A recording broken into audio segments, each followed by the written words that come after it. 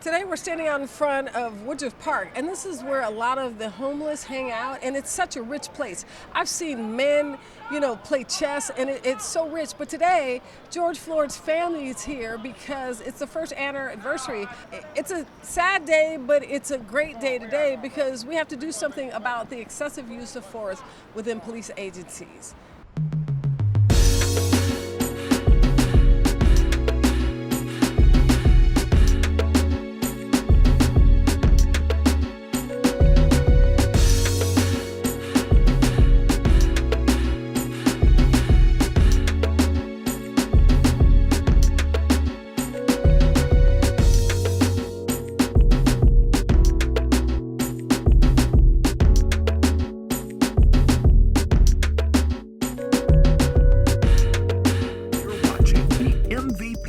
TV Network. So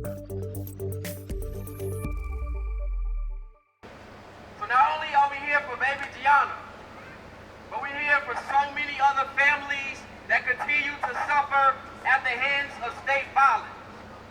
We are here to commemorate the life of George Floyd and to remember those here in Georgia who've been murdered at the hands of police.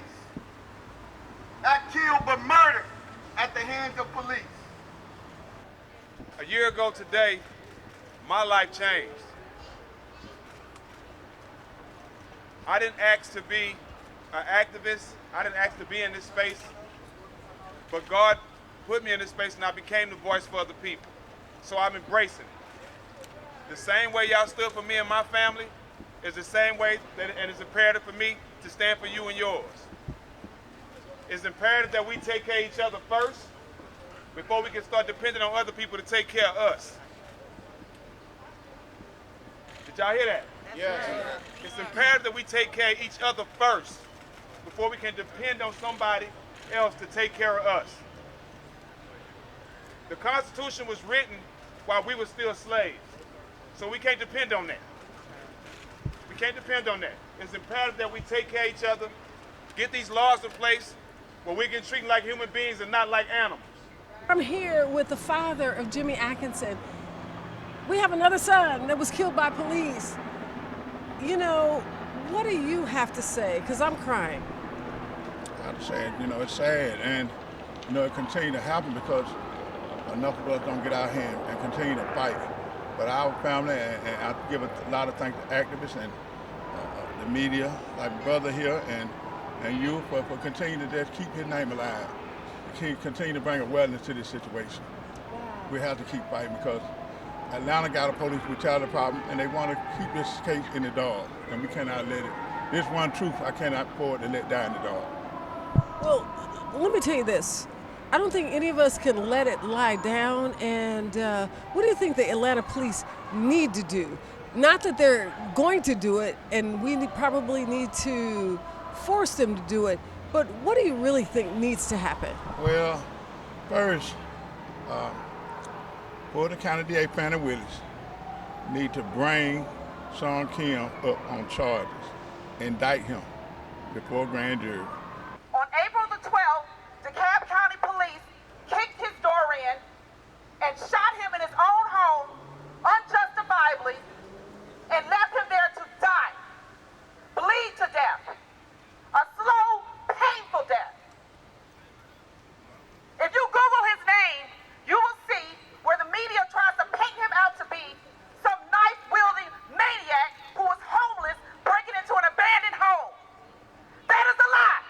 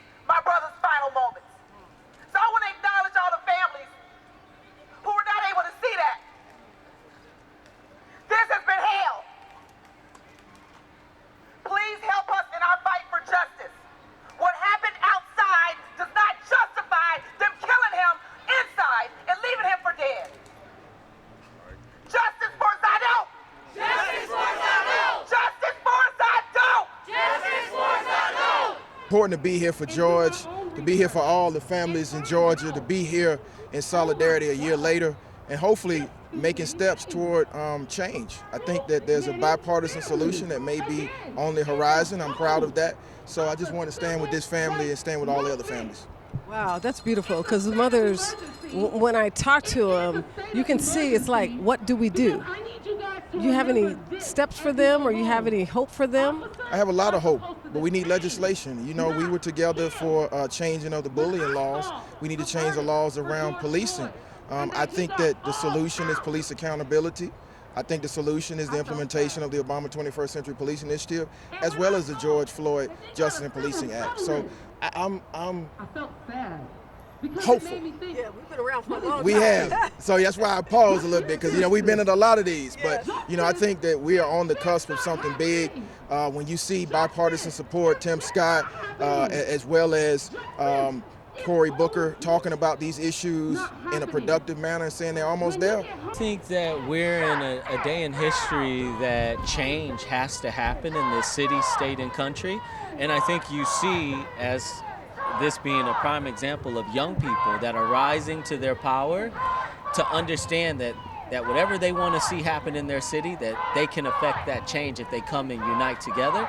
And I just want to be a voice to be able to move them in doing so, because for far too long, we've been made to believe that we were powerless and that we did not have the ability to truly affect change. And who told us? Who told you that we were powerless? You are an Atlanta City Councilman. There is no way that we're powerless. And let me tell you, that is it's so amazing that you said that, because part of me running for Atlanta City Council was to show folks the possibilities that existed within what society has told us forever was impossible. Those of us who are in the street, we have to continue to stay in the street. We have to continue to organize, and we have to out-organize those that would want George Floyd's life to be in vain. And so there continue to be these horrific murders of predominantly black and brown men and women, and the only way that we combat that is we've got to change the way the system functions, and that requires organization. So it's good to see the folks that are out here today, and we just got to continue to organize. Everybody has to be in an organization. It's that time. And if you're not in an organization, you're really not serious about getting free. This is Mr. Jackson, and I wanted him to explain what is his objective for being here today. I think it's so very important to hear from him at this time. Well, a lot has happened. It's just tougher living this day, but I think for the most part, we just here keeping the attention on the task at hand. We can't let all this stuff die down. As you know, in Minnesota, everybody was in Minnesota when it first happened. Now it's not a trending topic. Now the camera's not around, nobody's around. But it's people here who really want justice. It's people here like me who tired of seeing these mothers crying, tired of them complaining and fighting for justice, and nobody's giving them answers, and their son's just getting murdered. Somebody has to be the voice, and it's killing me, because every time I come to these one events, it puts me in a worse spot, because there's so many other mothers that's crying, and I can picture my mother being that mother. So just reliving this and meeting all these new mothers that I'm dying to be the voice for, it's tough. It's tough. And I just want people to understand that don't do it because don't come around and be a part of the movement when it's a hot topic. Let it come from your heart. Do it genuinely. Don't be around for the photo ops. Don't be around because it's the hot topic. If you really want justice, let's stay on this. Let's stay on this topic. Let's continue to march. Continue to do something for other people that don't benefit you. And I think being here, continuing George's legacy, and being here for these other mothers, I think we all have to do that, and we all have a part to play. You know what I love about this, Mr. Jackson, is I saw a tear, right? And I want to cry too. You know, I want to be strong too. It's hard for me to be strong in this season with you, and I understand. Don't just be here for the cameras, but what can we do you think, legislatively, to help young boys understand that, you know what, they have to obey their mothers, that fathers like you have to step in, and you guys have to stand in the gap for mothers. I love you standing in the gap for mothers So what message do you have to fathers, to brothers, to help this initiative? As men, we have to lead by example. I think right now with so much going on and with us fighting for equality and so many things, I think it's imperative that we lead by example. We can't just tell the youngsters what to do. We have to show them. You can't take the guns from the youngsters and put nothing in their hands. You got to take the guns and put a book in their hands. It has to be something to substitute, something that they don't know, or something that's going to help them benefit and grow. And we have to lead by example, though. We have to be out here living the life that we preaching to them. And that's why I make it a point to be out here, to lead by example. The way I live, the way I talk, the way I spread love, the way I look out for other people. I only can talk about that and spread it to the youngsters only if I'm doing it. And a lot of our brothers these days, they want to tell youngsters what to do, but they're not doing it themselves. And as a man, if another man is telling me something and he's not living by it, I can't take it from him. So we have to live by example. And if we care about our youngsters, if we care about our mothers, if we care about our daughters and our sisters, then each one teach someone how to do it right. Like, it's real simple. Treat people how you want to be treated, and we all know right from wrong. If you treat people how you want to be treated, I guarantee you that'll take you a long way.